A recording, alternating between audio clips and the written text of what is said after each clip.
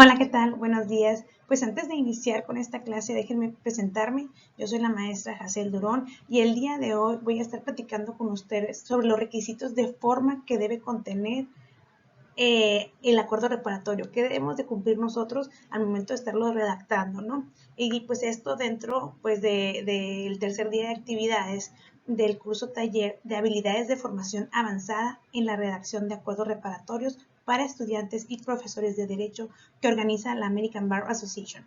Así que a echarle muchas ganas, pongan mucha atención porque en este curso vamos a aprender cómo plasmar ese acuerdo de voluntades que ya resultó entre los intervinientes después de haber llevado un proceso de un mecanismo, ¿no? Que puede ser la mediación, la conciliación o una junta restaurativa. Entonces, pues, adelante. Y bueno, para poder hablar del fondo, de forma, de un acuerdo reparatorio, pues tenemos que saber, en primer lugar, qué es un acuerdo reparatorio, de dónde nace un acuerdo reparatorio o de dónde lo vamos a obtener, ¿no? Entonces, como ahorita les acabo de decir, el acuerdo reparatorio va a ser ese resultado de haber llevado un proceso, un mecanismo alternativo de solución de controversias, entiéndase mediación, conciliación, junta restaurativa, en el que las partes ya llegaron a un acuerdo donde vamos a formalizar ese acuerdo de voluntades y, y tenemos que saber exactamente lo que nos dice el artículo 186 del Código Nacional de Procedimientos Penales, ¿no?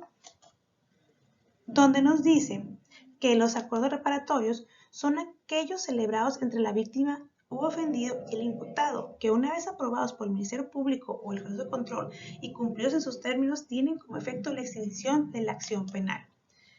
Y te dice, los acuerdos reparatorios son aprobados en la etapa de investigación inicial por el Ministerio Público y en la etapa de investigación complementaria por el juez de control. Entonces, eso es un acuerdo reparatorio y viene en el Código Nacional de Procedimientos Penales.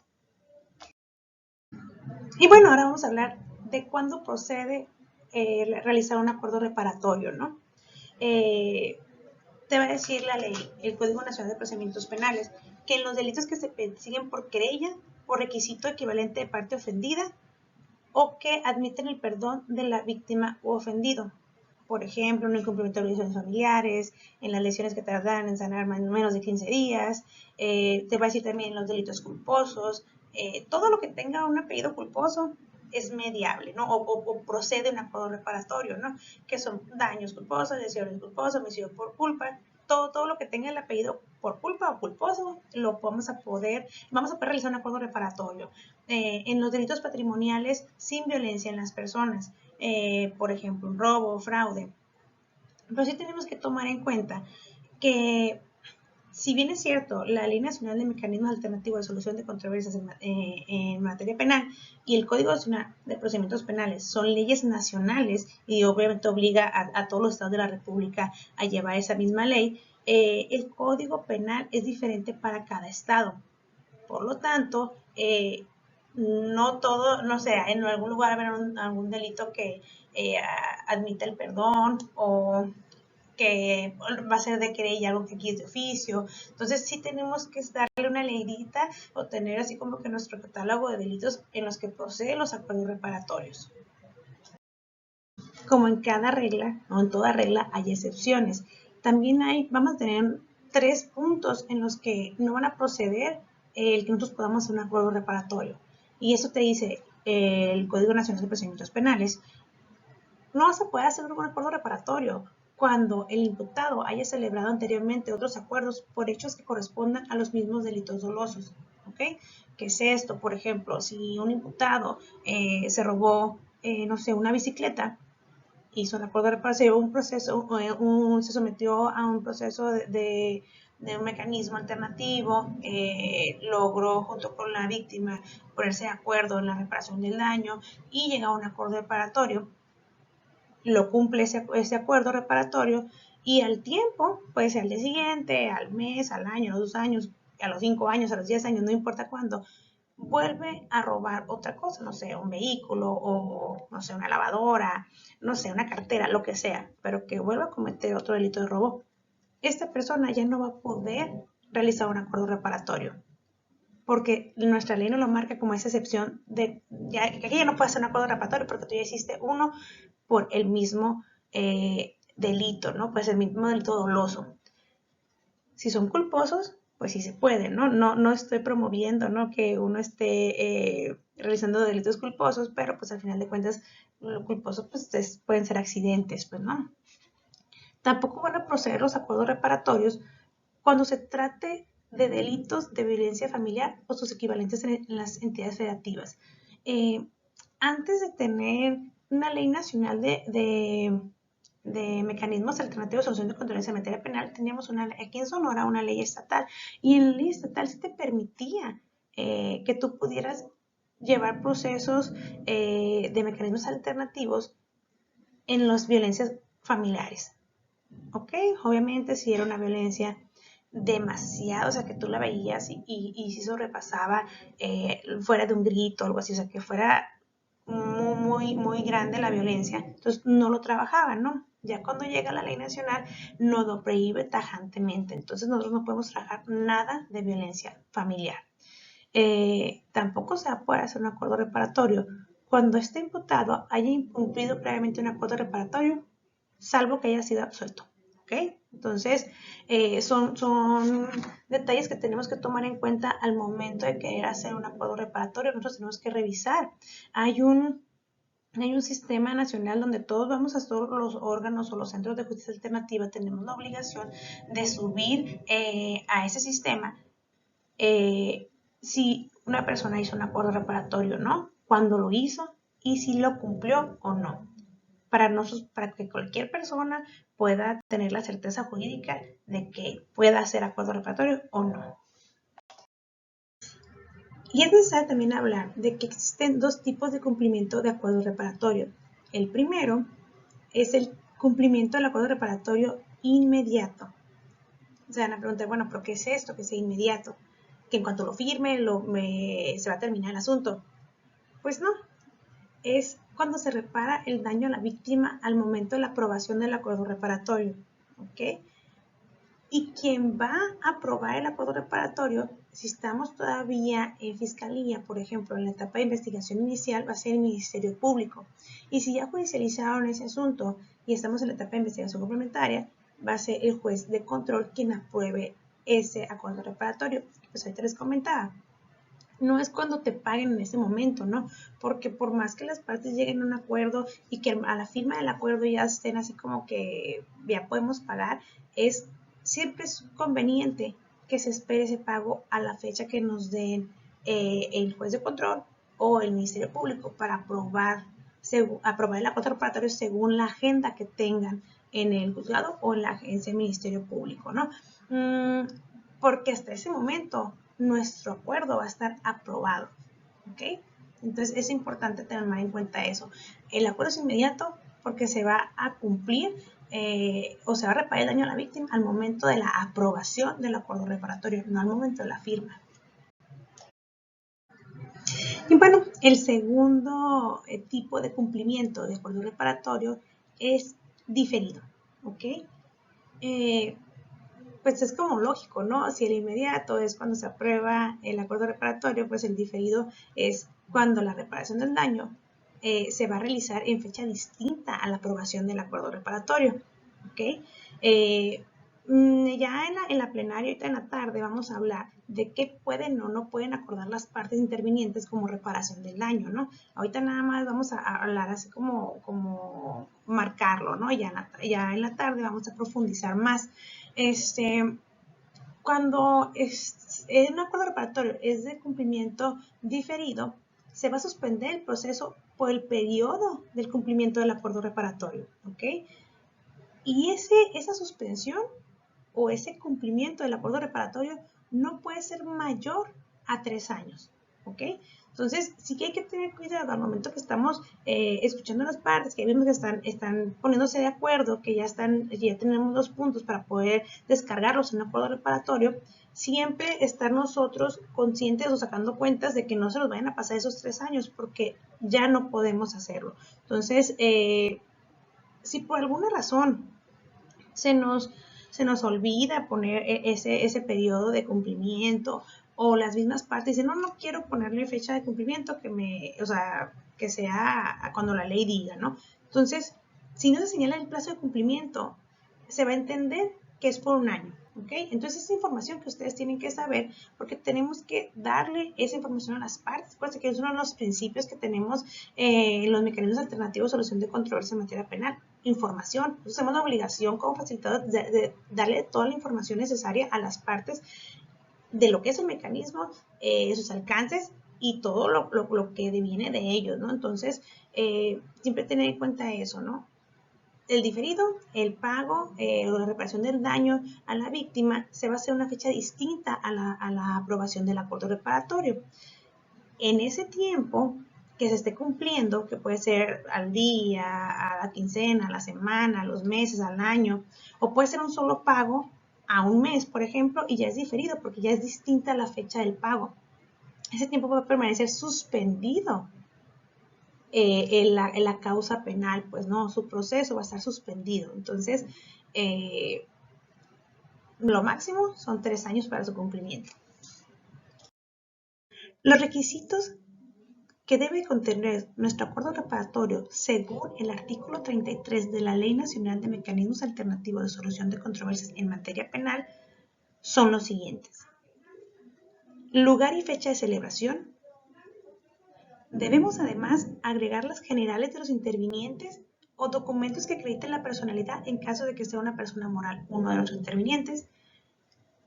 El número de identificación o registro del mecanismo alternativo de solución de controversias. La descripción precisa de obligaciones de dar, hacer o no hacer. Las firmas de las partes intervinientes o las huellas dactilares. La firma del facilitador y el sello de la dependencia. Además de esto que señala el artículo 33, pues también tiene que tener la ortografía, tenemos que revisar que tenga nuestro acuerdo reparatorio orden y coherencia, claridad y simplicidad, y que sea exhaustivo, ¿no? Ahorita vamos a ir desarrollando cada uno de estos puntos para que nos quede claro qué requisitos o cómo subsanar esos requisitos que debe tener nuestro acuerdo reparatorio. Para ir explicándoles cada uno de los requisitos de forma del acuerdo reparatorio, vamos a ir desmembrando este formatito de acuerdo reparatorio. Lo que les voy a mostrar es el acuerdo como lo hacemos en el Centro de Justicia Alternativa Penal del Estado de Sonora. ¿Okay? Recuerden que cada órgano o centro de justicia puede hacer los acuerdos reparatorios de cualquier manera, siempre y cuando cuente con estos requisitos, ¿ok? Y no quiere decir que uno esté mejor que otro, al final de cuentas son cuestiones administrativas de cada órgano o centro de justicia alternativa. Y pues para hacer la aclaración, los números son ficticios, los nombres son falsos, este acuerdo no existe, nada más el formato para poderles explicar a ustedes cada uno de los puntos que la ley nos marca como requisitos que debe llevar nuestro acuerdo reparatorio, ¿ok? Y el primero que les señalé fue lugar y fecha de celebración del acuerdo reparatorio. Esto es muy importante, que nosotros pongamos el lugar y la fecha en el acuerdo reparatorio, además de porque es un requisito que la ley nos marca, ¿no? Es importante porque nos va a brindar claridad y vamos a tener un registro. Esto es que al incluir nosotros el lugar y la fecha en el acuerdo reparatorio, vamos a establecer claramente dónde y cuándo se celebró este acuerdo de voluntades, ¿okay? Y esto va a ayudar o va a evitar confusiones o malentendidos futuros, ¿no? Entre las partes sobre la ubicación y sobre el momento en que se firmó este acuerdo reparatorio. El otro requisito que nos marca la ley es que tenemos que poner las generales de los intervinientes o el documento que acredite la personalidad en caso de ser una persona moral. Es importante esto porque al incluir las generales de los intervinientes, que es como poner su nombre completo, los domicilios, la nacionalidad que tienen, el estado civil, entre otros datos, se va a asegurar la correcta identificación de las partes involucradas en este acuerdo reparatorio. Y con esto vamos a garantizar la validez legal de este acuerdo, ¿ok? Porque, por ejemplo, imagínense, porque ha pasado que una persona cuando es detenida da un nombre ficticio, ¿ok? o da el nombre del hermano, o da el nombre del primo, o da el nombre del papá, ¿no? Entonces, al momento de que nosotros hacemos el acuerdo reparatorio, nos vamos a cerciorar por medio de su identificación que sea esa persona, ¿ok? Obviamente, si nos damos cuenta que era un nombre ficticio, pues vamos a identificarlo plenamente, lo vamos a hacer el acuerdo con el nombre real, porque ya tenemos nuestra identificación y lo vamos a avisar al juez o al Ministerio Público, ¿no? Si se fijan, aquí el ejemplo que les puse, pues ahí dicen, ¿no? Que comparecieron de manera libre y voluntaria, aceptando someterse al mecanismo de mediación Pedro Vega Díaz y Juan Pérez López, identificándose el primero de ellos con credencial para votar con fotografía y expedida por el Instituto Nacional Electoral número tal, y el segundo con clave única de registro de población, y lo ponemos, ¿no? Y van las generales, que por sus generales expusieron ser el primero mexicano de 23 años de edad, estado civil, soltero, de ocupación, empleado. Y aquí dice, y se omite su domicilio, solicitud de la víctima.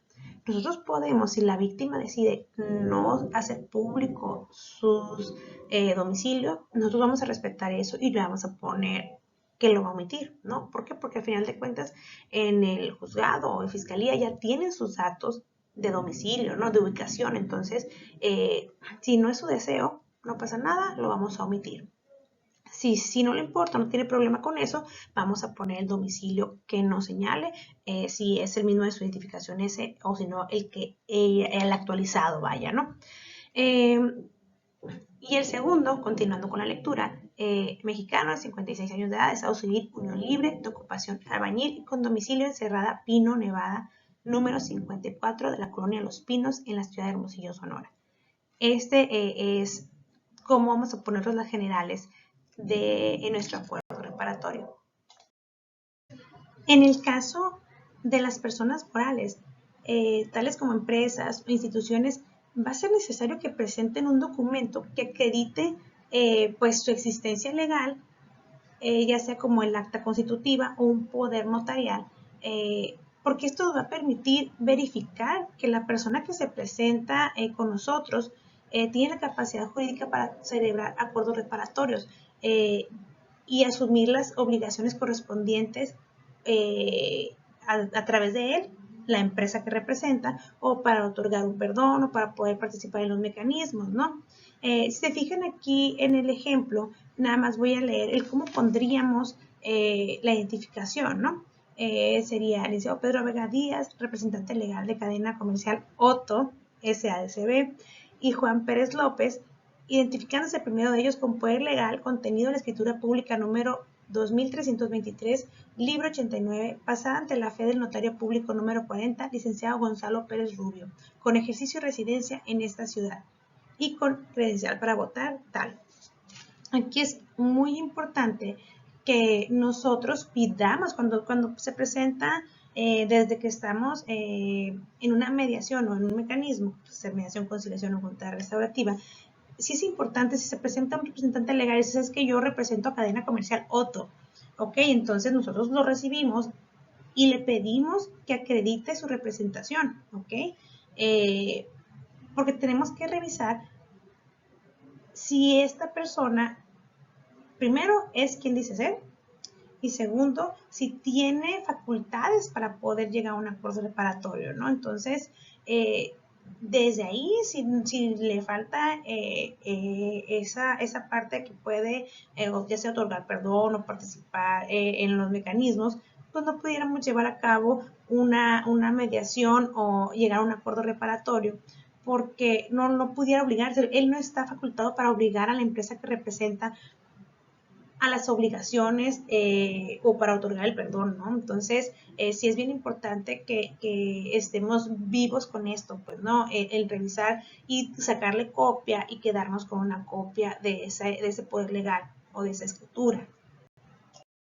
El número de identificación o registro del mecanismo, aquí puede variar entre cada centro, cada órgano de justicia alternativa en cualquier parte del estado o hasta en el mismo estado, si es fiscalía o es poder judicial, puede cambiar porque son cuestiones administrativas, ¿no? Que cada órgano lo va a llevar, En Sonora tratamos de facilitar la localización de nuestros acuerdos reparatorios de la siguiente manera. Si se fijan, ponemos el número de la causa penal por la cual se originó nuestro acuerdo reparatorio. Ahí viene, causa penal número 1521, diagonal 2023.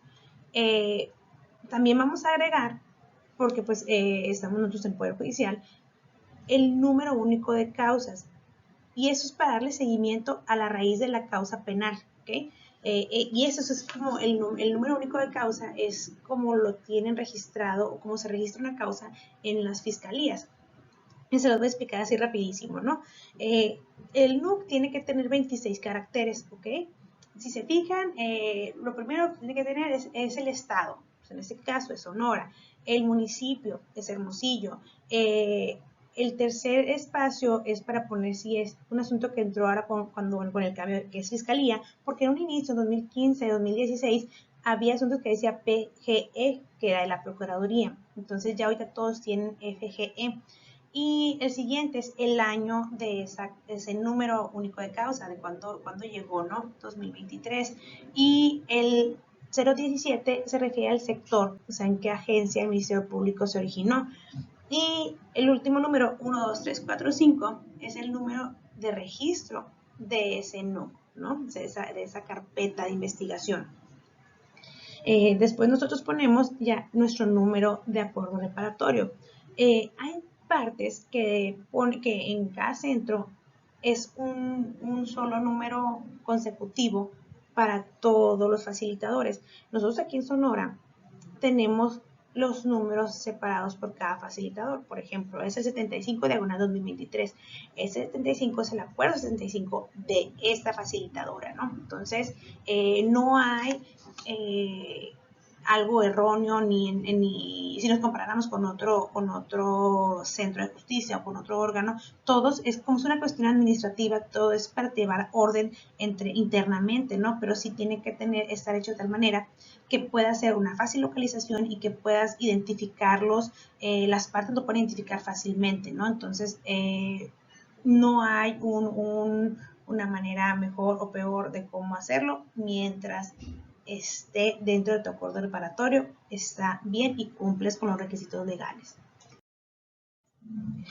Además, considero que es importante comentarles que sí es necesario poner en una parte de nuestro acuerdo reparatorio un apartado de declaración, ¿no? Porque si bien es cierto, en la parte superior de nuestro acuerdo reparatorio ya identificamos a las partes que están con nosotros, que quieren llegar a un acuerdo reparatorio, aún no plasmamos en nuestro acuerdo reparatorio qué calidad tienen estas partes, ¿no? Esos intervinientes, si son ofendidos, si son imputados, qué causa penal es por la que vamos a hacer este acuerdo reparatorio, el delito, pero lo más importante es dejar plasmado o señalado que es voluntad de ellos participar de este acuerdo reparatorio, ¿ok? Y por ejemplo, nosotros ponemos la declaración, las partes, Pedro Vega Díaz y Juan Pérez López declaran ser ofendido e imputado respectivamente en la causa penal por el delito de robo de vehículo de propulsión mecánica, que se tramita en el Juzgado Oral de lo Penal de este Instituto Judicial de Hermosillo, Sonora, bajo la causa penal número 1521, diagonal 23, manifestando a ambas partes que en cuanto al delito antes referido por el cual es imputado Juan Pérez López, es voluntad de ambas llegar a un acuerdo, con el fin de resolver los efectos del hecho ilícito al tenor de las siguientes cláusulas. Entonces, ahí ya le estamos diciendo al juez o al Ministerio Público es quiénes están con nosotros, qué calidad tienen dentro de nuestro acuerdo reparatorio, o, dentro de qué causa, de qué delito es, y que es la voluntad de ellos llegar a este acuerdo reparatorio. Y ya después vamos a hacer el desplegado de las cláusulas. Con el siguiente requisito de forma, que es la descripción precisa de obligaciones de dar, hacer o no hacer, pues llegamos a la parte toral, ¿no? La parte más importante de nuestro acuerdo reparatorio, ¿no? Porque aquí es donde las personas se van a obligar o van a ponerse de acuerdo, o ya se pusieron de acuerdo, mejor dicho, en cómo van a reparar el daño, ¿no? A la víctima. Entonces, sí es sumamente importante que aquí estemos así, pero sí bien vivillos, al momento de que las partes estén acordando o queriendo ya concretar o cómo se plasme su deseo, lo que ellos quieren en una cláusula. ¿Por qué? Porque recuerden que el acuerdo reparatorio va a tener una validez legal. Entonces nosotros tenemos que siempre plasmar lo que las partes quieren de una manera que sea clara, precisa, concisa, ¿no? Pero para eso les voy a dar un tip. Siempre cuando van a empezar con su clausulado, siempre tienen que contestar las preguntas ¿qué?, ¿cómo?, ¿cuándo? Y ¿dónde? Por ejemplo, con el qué tenemos que responder qué reconocen las partes como reparación del daño, qué quieren, ¿ok? En este caso, si se fijan, pues las partes que ya habíamos quedado que era Pedro y Juan, reconocen la cantidad de 10,500 pesos por concepto de reparación del daño total generado por Juan Pérez López en el delito de robo de vehículo de propulsión mecánica, tramitado en la causa penal 1521-2023. Entonces, aquí ya contestamos con esta cláusula el qué. O sea, está reconociendo que la reparación del daño son 10,500 pesos, ¿ok? Ya en la plenaria, pues vamos a ampliar este tema. Nada más es para que no se queden así como que con la duda y darles ese tip, ¿no? El cómo lo vamos a ver en la siguiente cláusula, ¿no? No tiene que estar toda una sola cláusula, pues podemos ir yendo punto por punto, no hay un límite de cláusulas, vaya, pero sí siempre que sea el contenido que sea para claro, para saber que no haya lugar a dudas de qué es lo que quieren las partes y en qué están acordando, ¿ok? El ejemplo que les puse yo es de un acuerdo reparatorio de cumplimiento inmediato, ¿ok? En la cláusula esta segunda, si se fijan, dice, señor Juan Pérez López se obliga a pagar a Pedro Vega Díaz en audiencia a celebrarse el día y hora que la administración del juzgado oral penal del Distrito 1 señale la cantidad de 10,500 pesos en efectivo. Con esta cláusula estamos respondiendo el cómo. En la anterior habíamos dicho, bueno, ¿qué es lo que están pidiendo como reparación del daño? 10,500 pesos, ¿no? Entonces, el segundo es cómo. ¿Cómo me vas a pagar? Ah, pues en efectivo, ¿no? Ahí dice. Puede ser en cheque, puede ser en transferencia, o sea, bueno, eso ya entraremos en la tarde en esos ejemplos, ¿no? El cuándo también se responde en esta cláusula segunda. El cuándo va a ser cuando el juzgado oral, que en este caso es un ejemplo de un acuerdo reparatorio en sede judicial, también puede ser cuando el Ministerio Público dé fecha para la aprobación.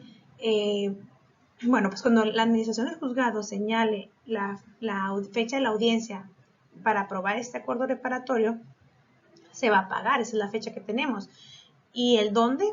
Pues ahí en la audiencia vamos a pagar, ¿no? Entonces, ya con esto ya respondimos el qué, cómo, cuándo y dónde. Además, agregamos una cláusula tercera donde queremos hacerle saber al Ministerio Público o al juez de control que las partes saben qué efecto va a tener el cumplimiento de este acuerdo reparatorio. Ojo, no el incumplimiento, el cumplimiento. Para que sepan que están las partes enteradas, ¿no? En este caso, por ejemplo, Pedro Vegas Díaz, que es nuestro ofendido, manifiesta que en el momento que se dé cumplimiento total al presente acuerdo, se tendrá por liquidar el concepto correspondiente a la reparación del daño, manifestando su desinterés jurídico en el delito de robo de vehículo de propulsión mecánica, tramitado en la causa penal 1521 de 2023. Ya con eso le hacemos ver al juez de control, al Ministerio Público, que el ofendido sabe que al cumplirse ese acuerdo va a manifestar su desinterés jurídico o va a otorgar el perdón, dependiendo el caso, ¿no? el delito, el catálogo de delito, ¿no?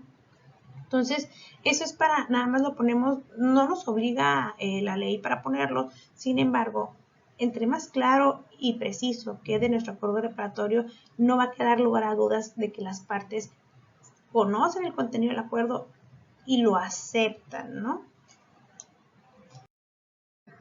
Ok, ahora recordemos que nosotros como órgano o como centro de justicia alternativa no vamos a aprobar el acuerdo reparatorio, ¿no? Entonces, lo van a hacer con nosotros después de haber llevado un proceso de mediación, conciliación o junta restaurativa. Lo vamos a escribir nosotros, lo vamos a pasar para firma y todo, pero necesitamos que en el acuerdo venga escrito qué va a pasar con ese acuerdo de voluntades, ¿no? Entonces, nosotros agregamos una cláusula que dice, ambas partes solicitan se turne el presente acuerdo al juez encargado de la causa penal 1529-2023 para su aprobación, así como también solicitan a la administración de este juzgado señale fecha, hora y sala en donde se llevará a cabo dicha audiencia, ¿ok? Porque ya con nosotros, ellos están poniendo de acuerdo qué quieren hacer con ese acuerdo reparatorio, vaya, ¿no? O sea, es, hey, ya nos pusimos de acuerdo, ahora mándalo, pues es como que se apruebe y que nos señalen, que nos digan la fecha exacta, la hora y en dónde va a estar esa aprobación del acuerdo preparatorio, ¿no? Insisto, en la plenaria vamos a hablar de ejemplos, vamos a hablar exactamente qué es lo que sucede ya en la práctica, ¿no? Pero sí es importante, les insisto, que esté bien claro todas nuestras pretensiones en el acuerdo reparatorio.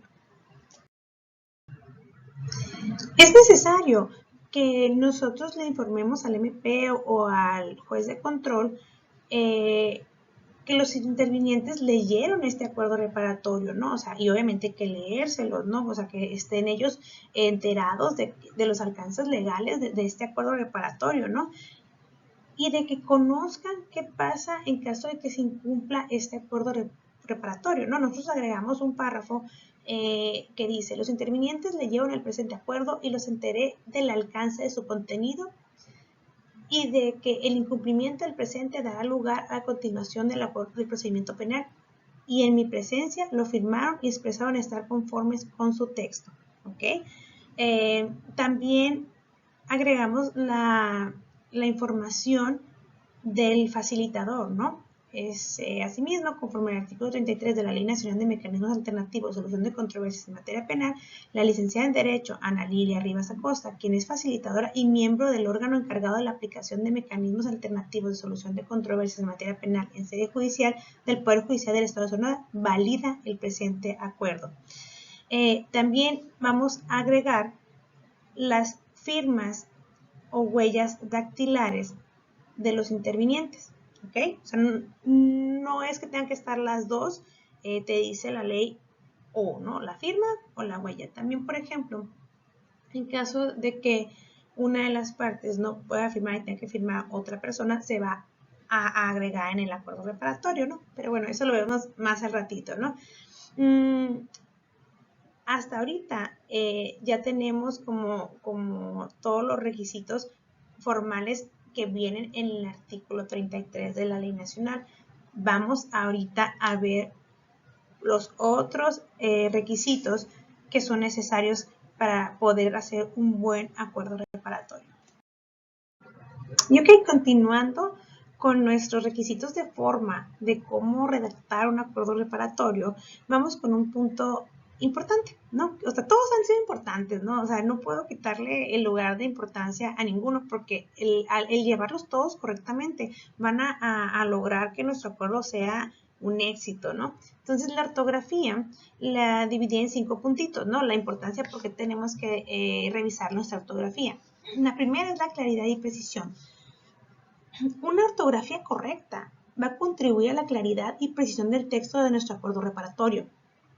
Los errores ortográficos, más allá de si se ven feos o bonitos o si me molesta o lo que ustedes gusten y manden, pueden generar confusiones o ambigüedades en la interpretación de los términos y condiciones y quizás posibles disfrutas en el futuro. O sea, imagínense, nada más por no tener un cuidado en de tener una ortografía correcta, ¿no? El siguiente punto es la validez y profesionalismo. Un acuerdo reparatorio bien redactado y con ortografía adecuada transmite una imagen de profesionalismo y de seriedad, ¿ok? Va a mostrarle a las partes, ya sea al fiscal, al juez de control, a los intervinientes en nuestro acuerdo reparatorio, va a mostrarles el cuidado que nosotros como facilitadores le hemos puesto en la elaboración de este acuerdo reparatorio. Recuerden que el acuerdo reparatorio surge porque viene de un proceso, de un mecanismo alternativo de solución de controversias, ¿no? Mediación, conciliación o junta restaurativa. Entonces, es especialmente importante que se vea que fue la cerita del pastel en nuestro acuerdo reparatorio, ¿no? que no nada más llevamos una buena mediación, que no nada más fuimos muy buenos en validar las emociones, que no nada más fuimos muy buenos con la escucha activa, no, sino que le pusimos un extra en nuestro interés, un extra de cuidado en esa elaboración de este acuerdo reparatorio, ¿no?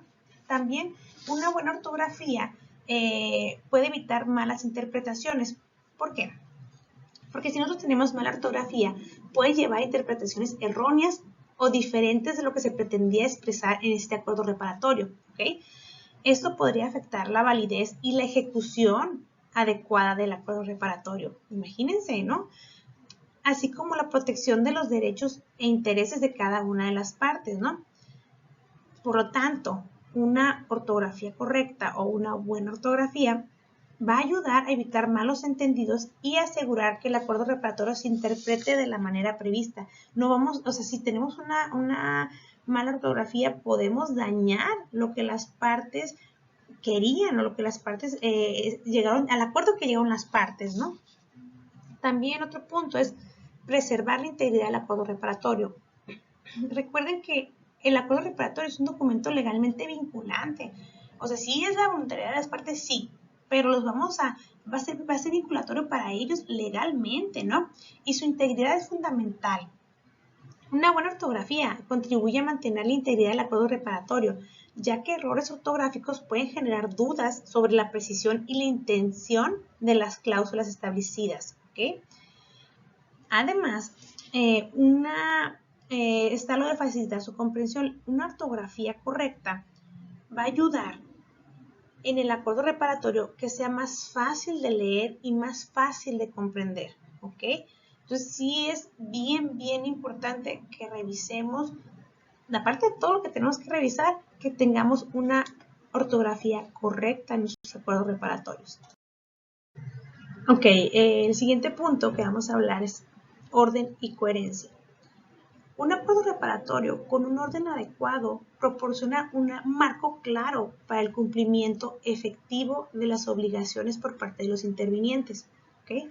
La secuencia lógica y coherente de las cláusulas permite un seguimiento más sencillo y una ejecución fluida en el cumplimiento del acuerdo reparatorio, ¿okay? Por eso es importante que tenga ese orden y coherencia, ¿no? En cuanto a la claridad y simplicidad, eso se refiere a que la redacción y presentación del acuerdo reparatorio debe de ser de una manera que sea fácilmente comprensible para las partes involucradas, ¿ok?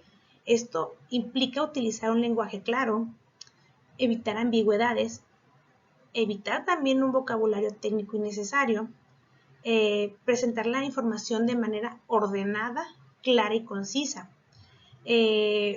Algunos aspectos clave de lo que es la claridad y la simplicidad son, por ejemplo, nuestro acuerdo reparatorio tiene que tener un lenguaje claro y comprensible. O sea, se debe redactar utilizando un lenguaje claro y comprensible para las personas que lo leerán y firmarán, ¿ok? Se deben evitar términos legales o técnicos excesivamente complejos a menos que sean necesarios y se expliquen adecuadamente, ¿ok? Ojo, aquí nuestro acuerdo es para los intervinientes, ¿no? Que pueden tener un grado de estudios muy alto o pueden tener sin grado de estudios, ¿no?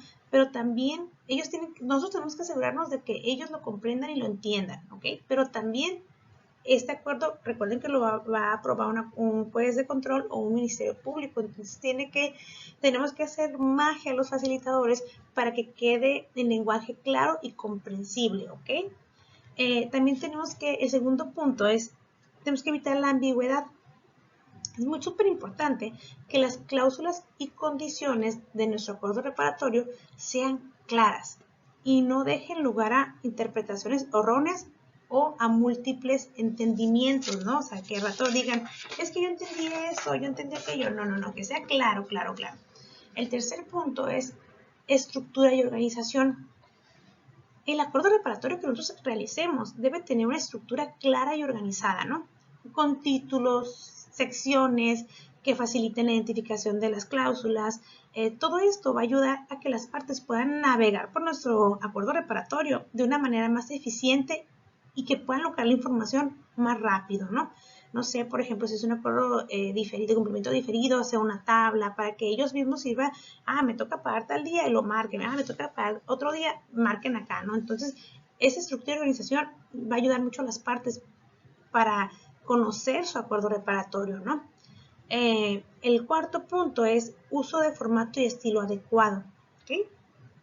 El acuerdo reparatorio debe de presentarse de manera ordenada y legible y siempre tenemos que utilizar un formato y estilo coherentes, ¿ok?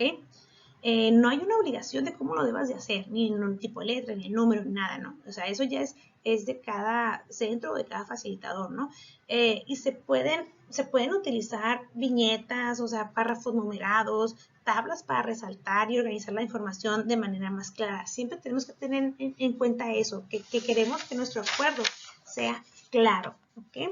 Y el otro punto que es básico como requisito de forma para realizar nuestro acuerdo reparatorio es la exhaustividad.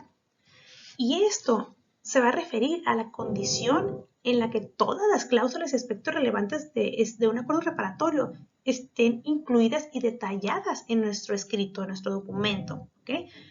Un acuerdo reparatorio exhaustivo aborda de manera completa y minuciosa todos los derechos, obligaciones, responsabilidades y condiciones que las partes intervinientes desean establecer. O sea, lo que ellos, en todo lo que llevamos la mediación, en todo lo que llevamos el mecanismo, ellos decidieron, los acuerdos que ellos decidieron tienen que estar en nuestros clausulados, ¿no? Y la exhaustividad en un acuerdo reparatorio es importante para evitar malos entendidos o disputas, ¿no? Al incluir todos los términos y condiciones relevantes, se proporciona un marco claro para las partes involucradas, lo que les permite comprender plenamente las expectativas y responsabilidades mutuas, ¿ok? La exhaustividad en un acuerdo reparatorio no implica necesariamente que el documento deba ser extenso o excesivamente detallado. O sea, no nos vamos a hacer un libro, haz de cuenta de todo lo que están pidiendo, ¿no? Puede haber acuerdos reparatorios así sencillos como el que les mostré, que son concisos, que abordan de manera efectiva todos los elementos esenciales para las partes involucradas, lo que ellos quieran. Y la clave es que el acuerdo reparatorio sea completo en cuanto a la cobertura de los aspectos relevantes y que las partes estén de acuerdo con los términos y condiciones en el mismo acuerdo. Pues eso es la importancia de la exhaustividad en el acuerdo reparatorio. Y bueno, pues ya para finalizar este video, aquí les dejo, les muestro el acuerdo reparatorio completo, ese que fuimos viendo por gajitos y gajitos y gajitos, así se ve. Si se fijan, están todos los requisitos de forma del acuerdo reparatorio, que es del lugar y fecha de celebración, las generales de los intervinientes, el número de identificación o de registro de nuestro mecanismo, las cláusulas, la descripción precisa de obligaciones de dar, hacer y no hacer, las firmas de las intervinientes y del facilitador. Obviamente no está lleno, ahí debería estar el sello. Si se fijan, tiene buena ortografía, lleva un orden nuestro clausulado y hay coherencia entre lo que pedimos y entre las obligaciones de dar y de hacer. Es tan claro y es simple, es concreto, ¿no? Y a pesar de ser tan concreto, se cumplió con todos los requerimientos, ¿no?, que teníamos. Entonces, por mi parte es todo y la verdad que les agradezco mucho la atención que le prestan a este video. La verdad que sí, súper vale la pena pues estudiarlo un poquito más, ¿no? Buscar la manera de que nuestros documentos o el acuerdo reparatorio que redactemos quede de la mejor manera posible, porque nosotros seguimos siendo ese medio de comunicación entre las partes, ¿no? Ahora ya entre ellos, los intervinientes, con el Ministerio Público o con el juez de control, ¿no? Entonces, en la medida que hagamos un buen trabajo, ya no nada más en nuestros procesos de los mecanismos, sino también con los acuerdos reparatorios, es que vamos a ir logrando más acuerdos y que la gente va a seguir confiando en los mediadores y en los centros de justicia alternativa. Les agradezco mucho su atención y nos vemos en la tarde en la plenaria. Bye bye.